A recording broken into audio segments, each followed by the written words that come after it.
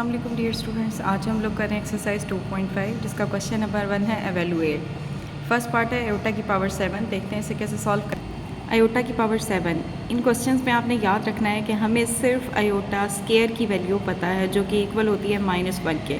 इसके अलावा हमें आयोटा की कोई पावर नहीं पता, तो हमें आयोटा की जितनी भी पावर्स दी हुई हैं हमने उन सबको आयोटा स्केयर में ब्रेकअप करना है।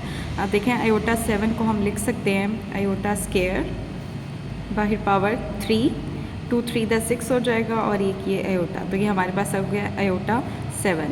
अब आयोटा स्केयर की जगह हम पुट करेंगे -1 और -1 का हमने लेना है क्यूब। यहाँ मैं बता दूँगी कि since iota square is equal to -1, अब -1 का क्यूब लेना है। अब आपके पास -1 का क्यूब हमारे पास आता है माइनस, क्योंकि पावर आपके पास ऑड है।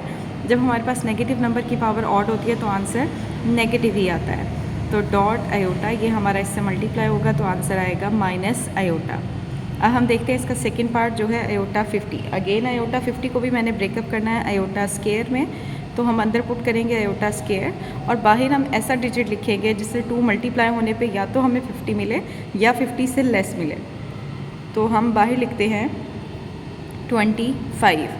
देखें जेट से मल्टीप्लाई होगा 2 5 × 10 0 और 1 कैरी 2 to the 4 और 1 5, तो इससे मल्टीप्लाई करने पे हमें कंप्लीट 50 मिल जाता है। तो बस आपके पास यही एज इट इज़ रहेगा। अब अगेन आयोटा स्केयर की जगह हम पुट करेंगे -1 की पावर 25। यहाँ हम बता देंगे कि since iota square is equal to -1, अब -1 की पावर है 25। अब हमारे लिए इजी नहीं होगा कि हम -1 को 25 टाइम मल्टीप्लाई करें, तो यहाँ मैं आपको बता रही हूँ कि आपने ये रखना है माइंड में कि जब भी नेगेटिव नंबर की पावर ऑड नंबर हो तो हमेशा आंसर नेगेटिव आएगा, और अगर इवन नंबर हो तो आंसर हमेशा पॉजिटिव आएगा। तो इसका आंसर आपके पास आ जाएगा -1। अब हम करते हैं इसका तीसरा पार्ट जो कि आपके पास आयोटा की पावर 12। आयोटा की पावर 12 को हम लिख सकते हैं आयोटा स्केयर और बाहर पावर 6। अगेन आपके पास क्या हो जाएगा iota square is equal to -1 और बाहर पावर हो जाएगी 6। यहाँ हमने मेंशन कर दिया since iota square is equal to -1। अब ये -1 की पावर 6 है, 6 हमारे पास इवन नंबर है, तो आपके पास क्या होगा आंसर पॉजिटिव आएगा, तो हमारे पास आंसर आएगा 1। अब है हमारे पास इसका फोर्थ पार्ट, ये है माइनस आयोटा की पावर 8। इसका मतलब ये है कि हमने माइनस की भी पावर 8 लेनी है और आयोटा की भी पावर 8 लेनी है। अब माइनस की पावर 8, अगेन आपके पास नेगेटिव नंबर की पावर पॉजिटिव है, तो आंसर आपके पास इवन है, तो हमारे पास आंसर आएगा पॉजिटिव। आयोटा 8 को हम लिख सकते हैं आयोटा स्केयर और बाहर पावर आएगी 4, तो ये आपके पास क्या आ जाएगा आयोटा स्केयर -1 और बाहर पावर है 4।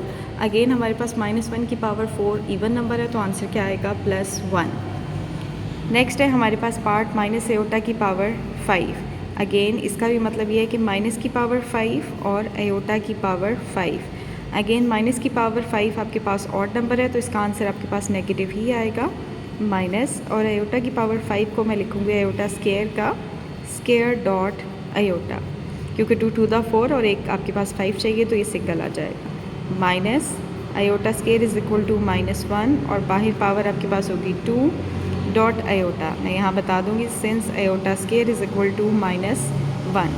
अब आपके पास यहाँ माइनस और -1 की पावर 2 आपके पास इवन नंबर है, तो आंसर आएगा +1 डॉट आयोटा, तो आंसर आपके पास आएगा माइनस आयोटा। अब है आपके पास लास्ट पार्ट आयोटा 27, जिसे हम लिख सकते हैं iota square whole power 13 dot iota.